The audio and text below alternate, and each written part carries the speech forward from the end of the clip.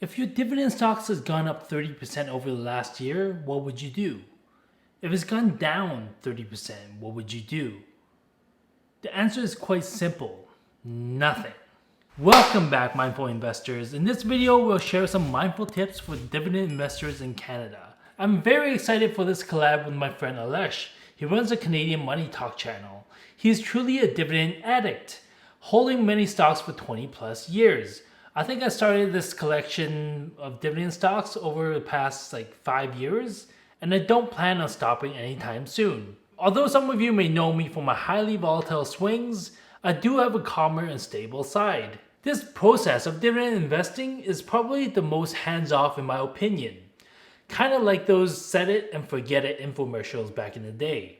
It's very dry, but is a proven winning strategy. This video will be split into 2 parts, each showing 3 tips and 3 dividend stocks that we own. I'll share the link to the other part of the video in the comment section below. Here's my first tip. Don't focus on high dividend yields. Some beginner investors may solely focus on yield, meaning they much rather buy a REIT that pays 10% than a solid blue chipper that pays 4% but has increased the dividend payouts like clockwork over the past 20 years. A prime example would be Brookfield Property Partners, BPY-UN.TO. The stock price crashed from $22 all the way down to $11 from the illness, and then now is stabilizing around $14. Not only is there a huge capital loss, they've also cut their dividend payouts for the past 2 quarters. It's a huge red flag whenever this happens. With a gloomy outlook in the retail sector, even if they were now paying a 12% dividend, I wouldn't touch it with a 10-foot pole. Remember, solid companies with a growing dividend track record. Hello everybody, my name is Alesh Eisner and I run the Canadian Money Talk YouTube channel, the channel about Canadian investing and personal finance. I would like to thank Rob of Mindful Investors for collaborating with me on this video. The tip I would like to share is that I do dividend growth investing since I'm trying to use dividends as a source of income. Rising dividends improve the yield of your investment as the price gets locked in when you buy for that investment, and if the numerator of the fraction increases, the yield increases. So as the company increases the dividend, your yield increases.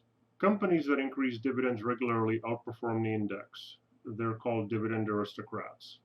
So you should look for companies that have a track record of growing dividends, usually blue chip large companies that increase the dividend over the years. I use the iShares S&P TSX Canadian Dividend Aristocrat Index ETF, CDZ, on the Toronto Stock Exchange. I'm not recommending it, I'm just saying that I own it currently and I owned it for many years. That's a great tip Alesh has mentioned. I'll pull up this equation on the screen.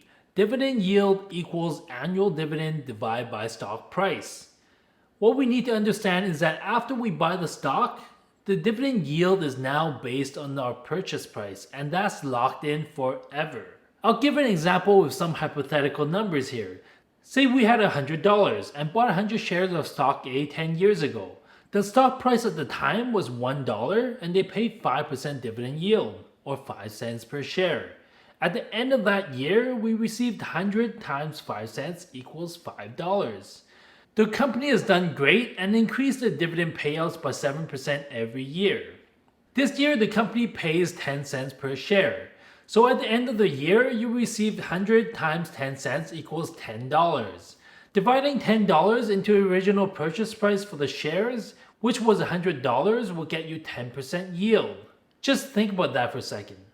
If we just let time do its magic, then eventually we'll get a stock that pays us 100% yield, meaning you're doubling your money every year just from dividend payouts alone.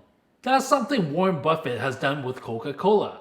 His 400 million shares now makes $640 million per year just in dividend income.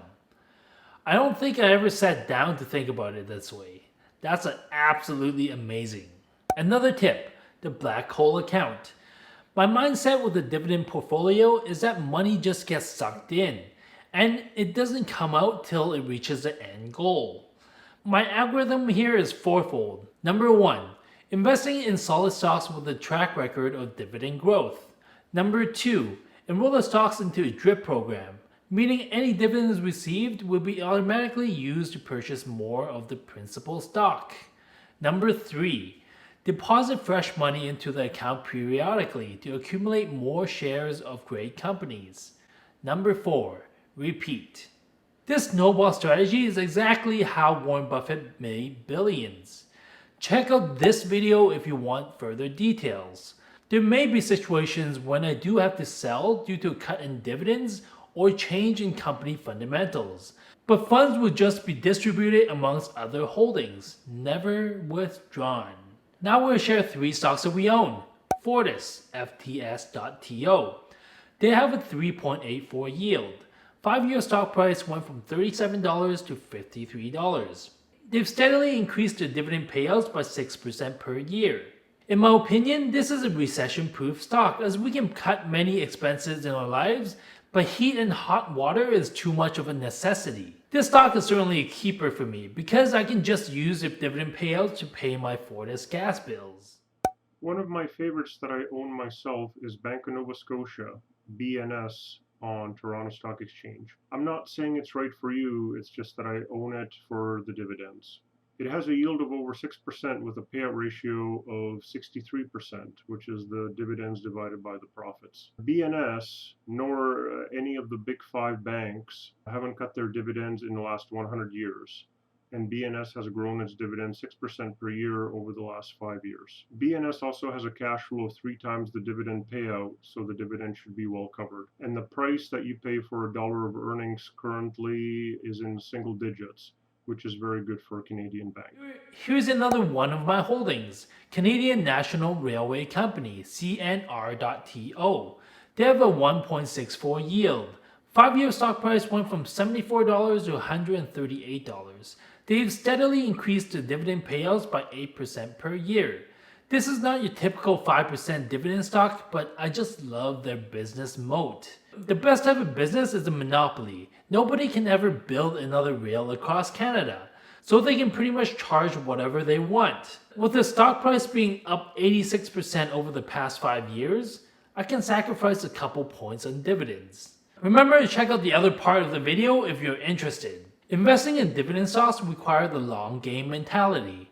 Which tip did you find the most useful? Thanks again for watching. Comment, like, and subscribe if you found any value. Take care, and I'll see you in the next one.